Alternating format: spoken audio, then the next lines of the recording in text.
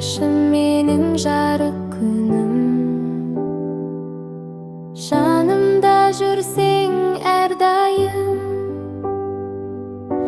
мейіріміңнен күш аламын,